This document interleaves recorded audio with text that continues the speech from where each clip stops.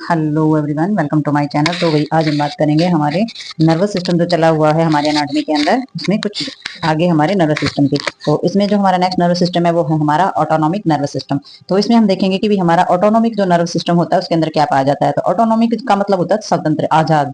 ठीक है, तो ऑटोनॉमिक नर्व सिस्टम होता है हमारा वो प्रोसेस होता है हमारे नर्व सिस्टम का जो कि इनवॉलेंट्री मूवमेंट कराता है और बिल्कुल स्वतंत्र होता है। ठीक है, तो इन्होंने आगे बताया है कि ऑटोनॉमिक और involuntary part of the nervous system control the autonomic function of the body. तो ये जो सिस्टम होता है ऑटोनॉमिक, ये हमारा इनवॉलेंट्री पार्ट होता है। तो सभी को पता है वॉलेंट्री और इनवॉलेंट्री क्या होता है। ठीक है, तो अपनी इच्छा से काम इसमें नहीं करा सकते, अपनी इच्छा से ही इसमें काम होता है। तो इसमें जो हमारा नर्वस सिस्टम होता है उसमें जो ऑटोनॉमिक फंक्शन होता है हमारी बॉडी के अंदर, तो वो सारा का सारा जो कंट्रोल होता है वो हमारा ऑटोनॉमिक नर्वस सिस्टम का ही होता है। ठीक है, तो वो सारे के सारे बॉडी में होने वाले सारे फंक्शन पे वो कंट्रोल करता है। It is introduced in the brain below the level of the cerebrum. तो ये हमारा ये जो पार्ट होता है ये हमारा सेरिब्रम का जो हिस्सा होता है हमारे ब्रेन का, उसके निचला जो लेवल होता है वहां पर, वहां से ये शुरू होता है। और जो एएनएस हमारा होता है, एएनएस यानी कि हमारी जो हमारी ऑटोनॉमिक जो नर्व सिस्टम है उसी की शॉर्ट फॉर्म है हमारी इन द इनवॉलेंट्री मूवमेंट। तो ये हमारी इनवॉलेंट्री मूवमेंट होती है। The individuals you may be conscious of it effect. तो इसमें जो इंडिविजुअल्स होता है वो इसके जो इफेक्ट होता है उससे प्रभावित हो सकता है, यानी कि कॉन्सियस हो सकता है। तो प्रभावित होने का मतलब क्या हो जाता है, जैसे कि इंक्रीज देयर हार्ट रेट। तो जब आपकी हार्ट रेट बढ़ती है या हार्ट के अंदर आपके जो दिल की धड़कन है वो बढ़ती है, तो ऑटोनॉमिक सिस्टम जो है वो आपको इस चीज का, इस चीज से सचेत कराएगा, इस चीज से कॉन्सियस करेगा कि भाई आपकी हार्ट रेट जो है बढ़ रही है। तो आपको ऐसा फीलिंग्स जो है वो आती है, आपको पता चल जाता है कि हमारी हार्ट रेट बढ़ रही है, दिल की धड़कन बढ़ रही है, जैसे घबराहट वगैरह स्टार्ट हो जाती है। तो ऑटोनॉमिक जो नर्व सिस्टम होता है ये सिस्टम हमारा डिवाइड किया जाता है फंक्शनिंग इनटू टू पार्ट। तो ये दो पार्ट के अंदर हमारा डिवाइड किया जाता है। जो इसके कार्य होते हैं हमारे ऑटोनॉमिक सिस्टम के वो दो तरीके के होते हैं। तो वो हम देखेंगे अभी कि दो टाइप के काम हमारे कौन से होते हैं। तो सबसे पहले हमें इसमें पता करना था कि भाई ऑटोनॉमिक जो नर्व सिस्टम है वो होता है क्या। तो ऑटोनॉमिक नर्व सिस्टम होता है हमारा स्वतंत्र होता है, और ये हमारा जो फंक्शन होता है हमारी बॉडी के अंदर, जो इनवॉलेंट्री फंक्शन होता है हमारा, उसके ऊपर कंट्रोल करने का ये काम हमारा करता है। ठीक है, तो आगे हम देखते हैं इसका। तो ये इसमें हमारे टू पार्ट्स आ जाते हैं। ऑटोनॉमिक सिस्टम को दो पार्ट में डिवाइड किया गया है हमारा। तो ऑटोनॉमिक सिस्टम के अंदर सबसे पहले आ जाता है, एक होता है हमारा सिंपैथेटिक और एक होता है पैरासिम्पैथेटिक। तो ये हमारे दो पार्ट में डिवाइड किया गया है हमारे ऑटोनॉमिक नर्वस सिस्टम को। तो सिंपैथेटिक जो होता है वो हमारा बताया गया, ये जो सिस्टम होता है ये हमारा कहाँ पाया जाता है, वर्टिबल्स जो कॉलम होती है वहां से सेट होता है उसके सामने, और कनेक्ट होता है हमारा स्पाइन कोड और नर्व फाइबर से। ठीक है, ये होता है हमारा सिंपैथेटिक। और पैरासिम्पैथेटिक सिस्टम जो होता है ये हमारा डिवाइड हो जाता है दो पार्ट के अंदर, जो कि कैरनल और जो सैक्रनल, सैक्रल हमारी ऑटोनॉमिक नर्व होती है उसके अंदर। तो दो होते हैं हमारे, पैरासिम्पैथेटिक और हमारे सिंपैथेटिक। तो सिंपैथेटिक जो होता है वो हमारा रीढ़ की हड्डी जो होती है उस वहां एसोसिएट होता है और स्पाइन कोड और नर्व फाइबर से जुड़ा हुआ होता है। और पैरासिम्पैथेटिक जो होता है वो दो पार्ट में डिवाइड हो जाता है, वो हमारी कैरनल और सैक्रल जो पार्ट होता है ऑटोनॉमिक नर्व का, वहां पर ये जुड़ा हुआ होता है। ठीक है, या वहां तक ये पाया जाता है। तो इसमें ये दो पार्ट थे हमारे ऑटोनॉमिक सिस्टम के। अब हम देखेंगे सिंपैथेटिक नर्व सिस्टम जो होता है वो क्या होता है।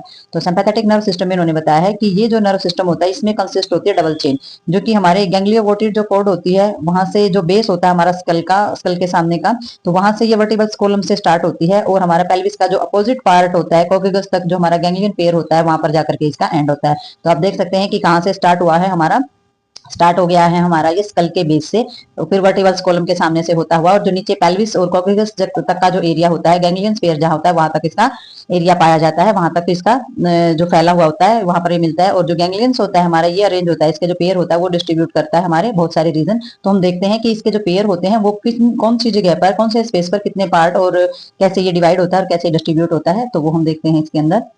तो इसमें जो हमारे पेयर हैं वो दिए गए हैं। तो इसमें जैसे कि दिया गया है हमारा नेक का पेयर दिया गया है। तो नेक नेक के अंदर कितने पेयर आ जाएंगे हमारे, नेक के अंदर मिलेंगे हमारे थ्री थ्री पेयर इसमें बताए गए हैं कि भी थ्री पेयर हमारे नेक के अंदर होते हैं, और फिर सर्वाइकल गैंग्लिया बोला जाता है हमारा जो। और इसमें चेस्ट के अंदर हमारे पाए जाते हैं 11 पेयर, जो कि हमारा थोरेसिस गैंग्लिया। तो ये तो हमें पता ही है, अभी चेस्ट के एरिया को थोरेसिस बोला जाता है, नेक को का जो एरिया होता है उसको सर्वाइकल बोला जाता है। और स्पाइन के अंदर हमारे 4 पेयर पाए जाते हैं, जो कि लंबर गैंग्लिया बोला जाता है। और ये हमारा पेल्विस का एरिया होता है जिसमें 4 पेयर पाए जाते हैं, ये हमारा सैक्रल गैंग्लिया होता है। और जो हमारा फ्रंट ऑफ कॉक्सिगस होता है ये हमारा गैंग्लियन पेयर बोला जाता है। ठीक है, यानी कि कॉक्सिगस के सामने वाला जो पार्ट होता है ये गैंग्लियन पेयर बोला जाता है। तो आप देख सकते हैं कि कौन सी जगह पर, कौन से स्पेस पर कितने पेयर जो हैं पाए जाते हैं हमारे गैंग्लियंस के, यानी कि सिंपैथेटिक जो नर्व सिस्टम के डिस्ट्रीब्यूट होने का जो हमारा एरिया है वो कैसे पाया जाता है। तो यहाँ पर हमारा सिंपैथेटिक नर्वस सिस्टम का एरिया होता है, वहां पर कंट्रोल करता है चीजें। और जो गैंग्लिया होता है वो हमारा कनेक्ट होता है हमारे सेंट्रल नर्वस सिस्टम जो होता है वहां से हमारी स्पाइन कोड से कनेक्ट होता है, जो उसकी ब्रांचेज होती है वहां से पास होकर के जाता है upward cord of ganglia in the inward from of the ganglia to cord. तो इन्होंने बताया है कि जो हमारे अंदर वाला जो नर्वस सिस्टम होता है अंदर से बाहर और बाहर से अंदर वाला जो नर्वस सिस्टम होता है वहां तक ये पाया जाता है हमारा गैंग्लियन कोड। ठीक है, तो इसमें हमारा ये सिंपैथेटिक नर्व का एरिया बताया गया है। तो आगे हम देखते हैं इसके अंदर। तो भाई इसमें जो हमारा सिंपैथेटिक सिस्टम होता है गैंग्लिया का, तो जो प्लेस के हिसाब से जो रिलेशंस होता है हमारा टू ग्रेड चेन जो होती है हमारी गैंग्लियंस की, तो उसके सामने जो सिंपैथेटिक फ्लक्सेस होते हैं उसके बारे में हम बात करेंगे कि जो हमारे फ्लक्सेस होते हैं वो कौन कौन से एरिया को सप्लाई करते हैं। तो इसमें सबसे पहले हमारा कार्डियक फ्लक्सेस दिया गया है। कार्डियक फ्लक्सेस जो है वो placed near the base of the heart, तो ये हमारे हार्ट के बेस पर होता है और ये इसकी जो ब्रांचेज होती हैं वो हमारे लंग्स होता है, लंग्स तक जो है हमारी सप्लाई को पहुंचाती हैं। ठीक है, तो ये हमारा फ्लक्सिस जो है ये हार्ट पर, इसका मतलब हार्ट के पास से सिचुएटेड होता है। जो उसकी शाखाएं निकलती है, जो उसकी ब्रांचेज निकलती है वो हमारे लंग्स तक जाती है मैसेज लेकर के। और इसमें कोलिक फ्लक्सिस जो होता है वो हमारा पीछे पाया जाता है स्टमक के, और वो हमारा सप्लाई करता है एब्डोमिनल कैविटी के जो ऑर्गन्स होते हैं उन सभी को। नेक्स्ट हमारा मिनिस्ट्रिक जो फ्लक्सिस होता है ये हमारा पाया जाता है सेक्टल्स के सामने, और ये सप्लाई करता है हमारे पेल्विस के एरिया को।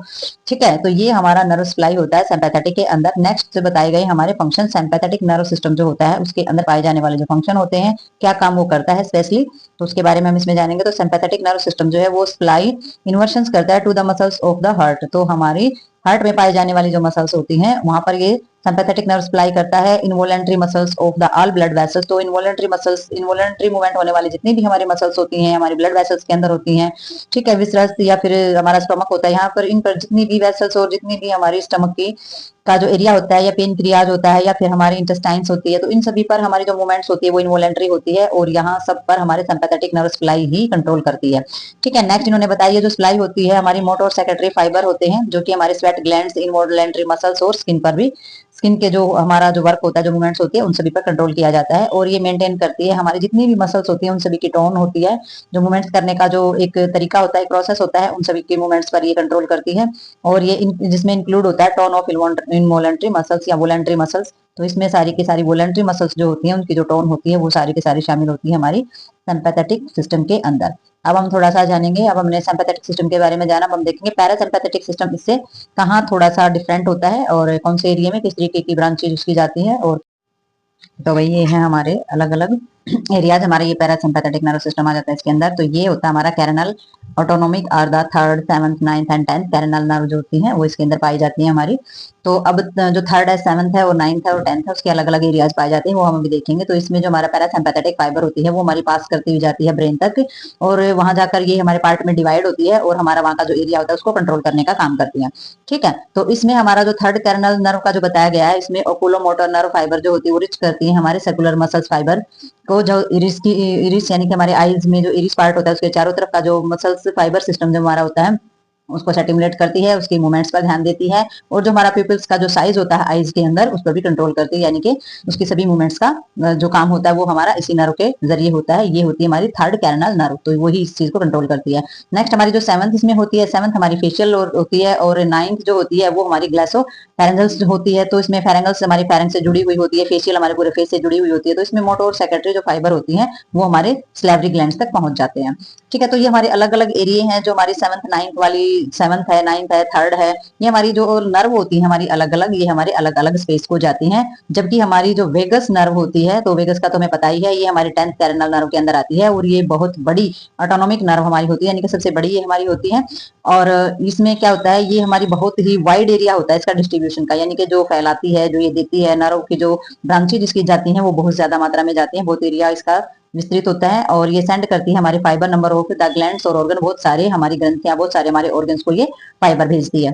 ठीक है, तो आगे इसमें है, तो इसमें आपने ध्यान रखना है कि सिंपैथेटिक का एरिया कौन सा, पैरासिम्पैथेटिक का एरिया और कौन कौन सी कहाँ कहाँ पर हमारे नर्व को भेजती है। आगे इसमें देखते हैं, तो भाई इसके इसके अंदर होता है हमारा डिस्ट्रीब्यूशन क्लोजली, यानी कि एसोसिएट होता है हमारा with that of the sympathetic fibre. तो सिंपैथेटिक फाइबर के अंदर हमारा जो जो हमारा डिस्ट्रीब्यूशन ये रहता है, तो ये हमारा बहुत ही क्लोज यानी कि पास का में ही एसोसिएट होता है, सिंपैथेटिक फाइबर के बिल्कुल निकटतम ये जुड़ा हुआ होता है, बिल्कुल ही पास ही जुड़ा हुआ होता है। और अगर हम sacral parasympathetic nerve pass out जो हमारा होता है वो होता है हमारा स्पाइन कोड के अंदर, जो हमारा सैक्रल रीजन होता है वहां से पास आउट होता है, there from nerve of the हमारा पेल्विस से जो हमारा विसरा और हमारा together with the sympathetic nerve from the plexuses with the supply of the colon rectum and bladders. तो इसके अंदर जो हमारा पेल्विस विसरा होता है वो हमारा टुगेदर होता है, यानी कि उसके साथ बनता है और सिंपैथेटिक नर्व के साथ मिलकर ये फ्लक्सेस जो है, फ्लक्सेस हमारा सिंपैथेटिक नर्व को बनाने का काम करते हैं और फिर ये मिलकर ये फिर इनकी सप्लाई कहाँ जाती है, हमारी कॉलन यानी कि इंटेस्टाइन्स जो हमारी बड़ी कॉलन होती है, बड़ी आंत होती है, वहां जाती है, रेक्टम का पार्ट होता है उसका, और जो हमारा ब्लैडर होता है यानी कि यूरिनरी ब्लैडर जो होता है वहां पर हमारी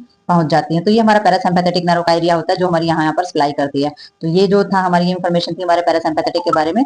तो हमने इसमें जान लिया है सिंपैथेटिक पैरासिम्पैथेटिक नर्व सिस्टम और हमारे ऑटोनॉमिक नर्व सिस्टम।